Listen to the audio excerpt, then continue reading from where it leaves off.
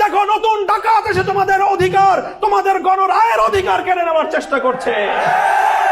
তারা ভারতীয় আধিপত্যবাদের সেবাদাসী কৃতদাসী শেখ হাসিনার বিরুদ্ধে বুক পেতে আবু সাইদের মতো বুলেটের মুখে দাঁড়িয়ে যেতে তারা কার্পণ্য করেনি।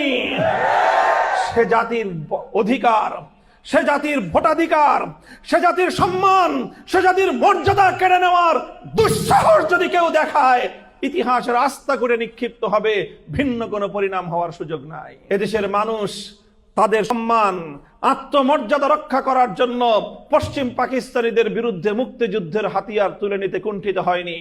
তারা দোর্দণ্ড প্রতাপশালী, তারা ভারতীয় আধিপত্যবাদের সেবাদাসী কৃতদাসী শেখ হাসিনার বিরুদ্ধে বুক পেতে আবু সাইদের মতো বুলেটের মুখে দাঁড়িয়ে যেতে তারা কার্পণ্য করেনি।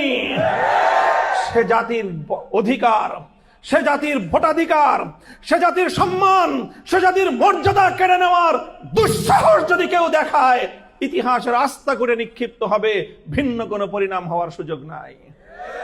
দুর্ভাগ্যজনকভাবে আমাদের কষ্ট হয় যখন আমরা দেখি যে বর্তমান সরকার আবার সেই পুরনো ফ্যাসিবাদী সরকারের অনুকরণ করার দিকে, সেদিকেই বিপজ্জনকভাবে ধাবিত হচ্ছে। ফ্যাসিবাদী স্বৈরাচারী শেখ হাসিনা বাংলাদেশের মানুষের কাছে একটা নতুন বক্তব্য উপস্থাপন করেছিল। গণতন্ত্রকে নতুনভাবে মানুষের কাছে সে সংজ্ঞায়িত করার চেষ্টা করেছিল। মনে থাকার কথা আপনাদের, শেখ হাসিনা বলতো উন্নয়নের গণতন্ত্র। কিসের গণতন্ত্র? অর্থাৎ আমি উন্নয়ন করবো, এটার নামই গণতন্ত্র, তোমাদের ভোটের দরকার নাই। এই জন্য একবার রাতের বিনা ভোটের সরকার, আর একবার রাতের ভোটের সরকার, আর একবার আমি আর ডামি মার্কা নির্বাচনের সরকার। এই সমস্তের মধ্য দিয়েই শেখ হাসিনার গণতন্ত্র। আর জনগণ যখন বলতো যে জনগণের মতামত কোথায়, গণরায় কোথায়, বলতো গণরায়ের দরকারটা কি? উন্নয়নের গণতন্ত্র। অর্থাৎ দক্ষিণবঙ্গের জন্য পদ্মা সেতু বানায় দিছে, এটাই তোমাদের গণতন্ত্র। তোমরা পদ্মা সেতু দিয়ে আসবা যাবা, তোমাদের আর মতামতের দরকার নাই। ঢাকাবাসীর জন্য মেট্রো রেল তৈরি করে দিছে, তোমরা মেট্রো রেল দিয়ে চলাচল করবা, আর গণতন্ত্রের দরকার নাই, এটাই তোমাদের গণতন্ত্র। গোটা দেশের মানুষকে উন্নয়নের গণতন্ত্রের নাম বলে গণমতামতকে বাংলাদেশের জনগণের কাছ থেকে ছিনতাই করে নিয়েছিল শেখ হাসিনা। আমি জানি না বর্তমান সরকারের ওই রকম কোনো বিপজ্জনক চিন্তা ভাবনা আছে কিনা, কিন্তু আমার ভয় হয় যে এখন নতুন সরকার এসে তারা সেই নতুন আরেক ফর্মুলা দিয়ে নতুনভাবে গণতন্ত্রকে সংজ্ঞায়িত করার চেষ্টা করতেছে।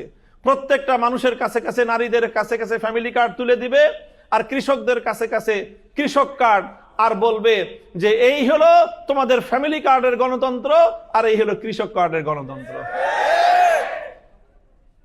এই যে ফ্যামিলি কার্ড আর কৃষক কার্ডের গণতন্ত্র দিয়ে যদি বাংলাদেশের মানুষের ভোটাধিকার কেড়ে নেওয়ার চেষ্টা করেন, মনে রাখবেন বাংলাদেশের প্রতিটি ঐতিহাসিক ঘটনা জনগণের সম্মান এবং মর্যাদা প্রতিষ্ঠার স্বপ্ন থেকেই হয়েছিল।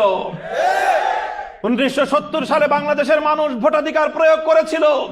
জনগণের ম্যান্ডেটে নির্বাচিত সরকারের কাছে ক্ষমতা হস্তান্তর করতে স্বৈরাচারী পশ্চিম পাকিস্তানি গোষ্ঠী তারা টালবাহানা করেছিল। ফলাফলে 71-এর মুক্তিযুদ্ধ হয়েছিল। 2014, 18, 24 সালে জনগণের ভোটাধিকার ছিনতাই করার প্রেক্ষিতে 24 জুলাই বিপ্লব হয়েছিল। আজ যদি আবার নতুন করে 70% জনগণের ভোটাধিকার ছিনতাই করার, ছিনিমিনি খেলবার কোনো পায় তারা চালানো হয়, তাহলে আবার 71-এর হাতিয়ার গর্জে উঠতে পারে, আবার 24-এর হাতিয়ার গর্জে উঠতে পারে। আমাদের নতুন দিনের স্লোগান, জুলাই যোদ্ধাদের যে স্বপ্ন, তাদের যে প্রত্যয়, তাদের যে অঙ্গীকার, আগামীর বাংলাদেশ 47, 71, 24-এর ভিত্তিতে গড়ে তুলতে হবে। আমরা সেই সংগ্রাম নিয়ে মাঠে নেমেছি। আমরা সে বিপ্লবের আকাঙ্ক্ষা বাস্তবায়নের লক্ষ্য নিয়ে মাঠে নেমেছি। বাংলাদেশের প্রতিটি মানুষের দুয়ারে দুয়ারে আমরা যাব, তাদেরকে আমরা সোচ্চার করব, তাদেরকে আমরা সজাগ করে তুলব, তাদেরকে বলবো দেখো নতুন ডাকাত এসে তোমাদের অধিকার, তোমাদের গণরায়ের অধিকার কেড়ে নেওয়ার চেষ্টা করছে। ইনশাআল্লাহ এদেশের মানুষ তাদের সম্মান আত্মমর্যাদা রক্ষা করার জন্য পশ্চিম পাকিস্তানিদের বিরুদ্ধে মুক্তিযুদ্ধের হাতিয়ার তুলে নিতে কুণ্ঠিত হয়নি। তারা দোর্দণ্ড প্রতাপশালী, তারা ভারতীয় আধিপত্যবাদের সেবাদাসী কৃতদাসী শেখ হাসিনার বিরুদ্ধে বুক পেতে আবু সাইদের মতো বুলেটের মুখে দাঁড়িয়ে যেতে তারা কার্পণ্য করেনি। সে জাতির অধিকার, সে জাতির ভোটাধিকার, সে জাতির সম্মান, সে জাতির মর্যাদা কেড়ে নেওয়ার দুঃসাহস যদি কেউ দেখায়, ইতিহাসের আস্থা করে নিক্ষিপ্ত হবে, ভিন্ন কোনো পরিণাম হওয়ার সুযোগ নাই।